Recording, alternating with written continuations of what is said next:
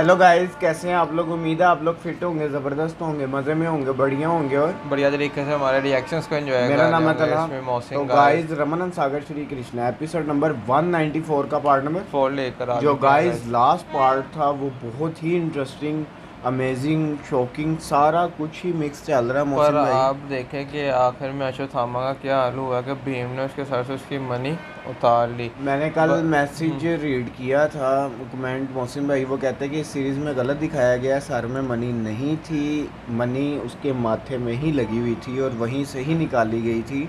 यहाँ इस सीरीज़ में सर से निकालते हुए दिखाया है जो कि झूठ है। तो गाइस वो लेकर जब वो द्रौपदी जी के पास आते हैं तो तब फिर उनको आगे टॉक चल रही थी जहाँ पार्ट ख़त्म होता है मोहसिन भाई। तो अब देखना ये कि द्रौपदी जी क्या ये देखकर भाई पुत्र मृत्यु के बाद उनका हृदय तो नहीं इस मोमेंट से स्थिर होने वाला, बट फिर भी लेकिन देखेंगे हमने कि बड़ी प्यारी मूवमेंट देखी है गांधारी जी की और कुंती माँ की, क्योंकि वो एक दूसरे को इल्ज़ाम देने की बजाय एक दूसरे पर इल्ज़ाम ले रही हैं कि मैं गलत थी, मैं गलत थी। और जो उन्होंने कृपाचार्य को यार भी बात कृपाचार्य की तो बिल्कुल ठीक ही है ना तो उन्होंने। गाइस अब देखते हैं आगे क्या होने जा रहा है। चलते हैं वीडियो की तरफ, देते हैं रिएक्शन। हमने ये मणि नोचकर प्रतिशोध का ये अध्याय समाप्त किया है। बाकी सब के सब हमारे प्रतिशोध के प्रकोप से पहले ही नर की आग में झोंके जा चुके हैं। बस करो भीमसेन, बस करो। प्रतिशोध की ये भाषा बंद करो। कल तक मैं स्वयं इस प्रतिशोध के शब्द का ही जाप किया करती थी, परंतु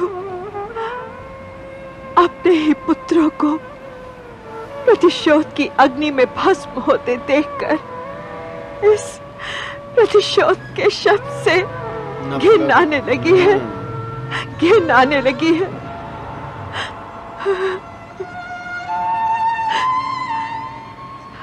इस प्रतिशोध के पथ पर चलते चलते मैं थक गई हूँ मैं।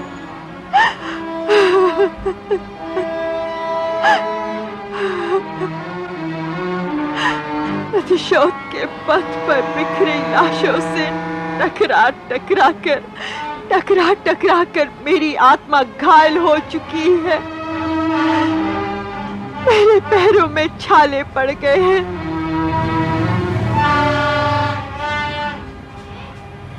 मैं इस प्रतिशोध की यात्रा को विराम देना चाहती हूँ। शांति चाहती हूँ मैं, केवल शांति चाहती हूँ मैं। द्रौपदी, अश्वत्थामा से छीनी हुई ये दिव्य मणि प्रतिशोध पर लगाया हुआ विराम ही तो है। ये दिव्य मणि तुम अपने पास रख लो, तुम्हारे मन को शांति मिलेगी। नहीं भीमसेन, नहीं। मोहसिन भाई इस मनी का क्या हुआ था? एक माँ के लिए उसके पुत्र से बढ़कर कोई मणि, कोई हीरा नहीं होता। उसके हीरे मोती तो उसके पुत्र होते हैं और मेरे तो 5 पुत्र लुट गए हैं।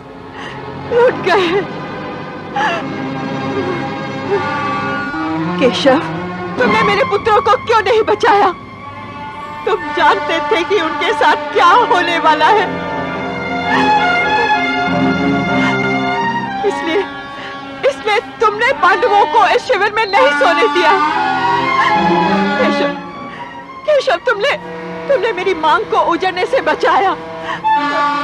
तुम चाहते तो मेरी गोद को उजड़ने से बचा सकते थे।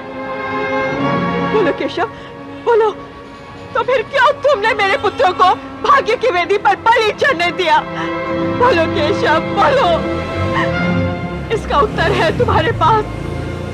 है कोई उत्तर इसका तुम्हारे पास? केशव बोलो, तुम बोलो केशव, बोलो केशव, बोलो केशव, बोलो।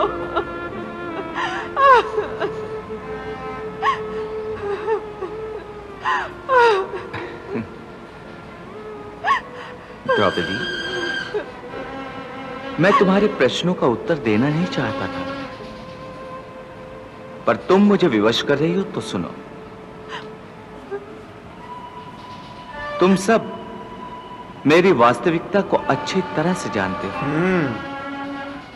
इसलिए मैं ये स्पष्ट रूप से तुम्हें बता देना चाहता हूं कि मैं मायापति होने की हैसियत से सब कुछ कर सकता हूं। अनहोनी को होनी और होनी को अनहोनी में बदल सकता हूं। बदल सकता हूँ। दुर्भाग्य को सौभाग्य और सौभाग्य को दुर्भाग्य में बदल सकता हूं। क्या बात है। मैंने ही जो विधि का विधान बनाया है वो प्राणियों के कर्मों और कर्मों के फल का विधान है। मनुष्य के कर्म का फल ही विधि कहलाता है, और मैं उसमें हस्तक्षेप नहीं करना चाहता। अपने चाहने वालों के लिए भी नहीं केशव, मेरे लिए भी नहीं, अपनी बहन के लिए भी नहीं, जिसे तुम इतना चाहते हो। द्रौपदी, यदि विधाता ही पक्षपात करने लगे तो धर्म कहां रह जाएगा? कहां रह जाएगा? बात न्याय कहां रह जाएगा? धर्म की बजाय अधर्म का पलड़ा इतना भारी हो जाएगा कि वो धरती को छूने लगेगा। धरती को छूने लगेगा। ये सारा संसार, इस सारी सृष्टि का आधार है धर्म। जब धर्म ही नहीं रहेगा तो संसार का तो अंत हो जाएगा। और जैसा मैं तुम्हें पहले भी कह चुका हूं कि मैंने ये मानव अवतार धर्म की रक्षा के लिए लिया है। धर्म जब जब संकट में होगा तब तब मैं आऊंगा। हाँ, तब तब मैं आऊंगा। तो फिर द्रौपदी, मैं जो धर्म का रक्षक हूं, वो भला धर्म का भक्षक कैसे हो सकता है? परंतु केशव, मैं तो एक माँ हूं, और ममता का तो धर्म ही अपनी संतान की रक्षा और उद्धार करना है। तो फिर मैं अपने पुत्रों की मृत्यु चुपचाप कैसे सह सकती हूँ? कैसे सह सकती हूँ? परंतु द्रौपदी, इस महायुद्ध में केवल तुम्हारे ही 5 पुत्रों को मृत्यु नहीं आई। दोनों पक्षों के लाखों योद्धा मारे गए। वो सब किसी न किसी के पुत्र तो थे, किसी के पति थे, किसी के पिता थे। यदि उन सब के चाहने वाले तुम्हारे जैसे विलाप में डूब जाएं, तो फिर तो और ईश्वर से उनकी मृत्यु का कारण पूछने लगे तो फिर क्या होगा? याज्ञसेनी, संसार में हर प्राणी अपने प्रारब्ध के अनुसार ही जन्म लेता है और अपनी निश्चित आयु तक जीता है। उसके बाद तो सभी को मृत्यु की शरण में जाना ही पड़ता है। द्रौपदी, तुम्हारे 5 पुत्रों की भी आयु निश्चित थी। उनका और हमारा साथ केवल इतना ही था। वो तो महान आत्माएं थीं, जो अपना निश्चित कार्य पूर्ण करके चली गईं। ऐसी महान आत्माओं की मृत्यु पर यूं शोक करना हमें शोभा नहीं देता। हाँ द्रौपदी, केशव ठीक कह रहे हैं। उठो। हमारे पुत्र महावीर थे। वो वीर गति को प्राप्त करके स्वर्ग चले गए हैं। द्रौपदी, अपने पुत्रों की मृत्यु से हम क्रोधित हो गए थे, परंतु वासुदेव ने जीवन मृत्यु का गूढ़ रहस्य समझाकर हमारे मन से शोक और दुख को निकाल दिया है। पांचाली, याज्ञसेनी, तुम्हें भी अपने मन को धैर्य देना होगा। Sad moment. लो द्रौपदी ये मणि, इसे अपने पास रखो। अब ये तुम्हारे केशों में सच कर तुम्हारा गौरव बढ़ाएगी। नहीं भीमसेन, नहीं। इस मणि को मेरे केशों में नहीं बल्कि महाराज युधिष्ठिर के मुकुट में सजना चाहिए। मेरा गौरव तो तुम पांचों पांडव हो। मुझे किसी मणि की आवश्यकता नहीं है। लीजिए महाराज, इसे अपने मुकुट में धारण कीजिए।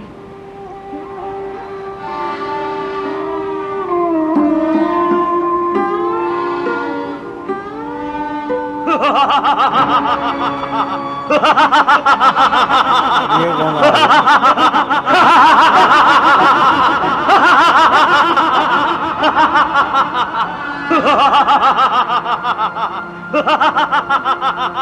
केशव, ये इतनी जोर जोर से कौन हंस रहा है?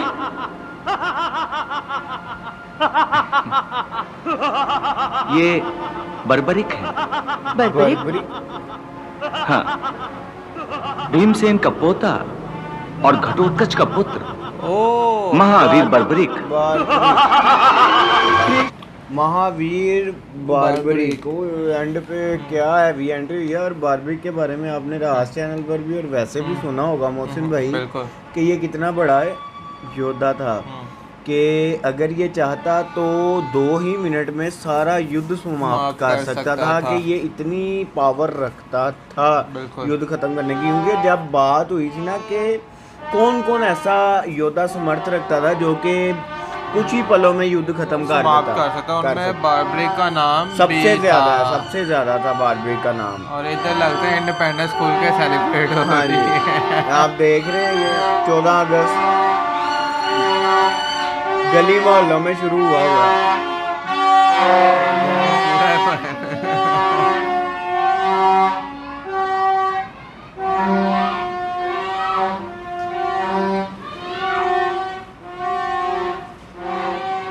गाइस एज यू नो 14 अगस्त है, तो फिर ये सब कुछ तो सुनने को मिलेगा ना। 15 अगस्त पे वहाँ ये सब कुछ होगा, सेलिब्रेशन की जाएगी, तो बहुत ही खुशी की बात है।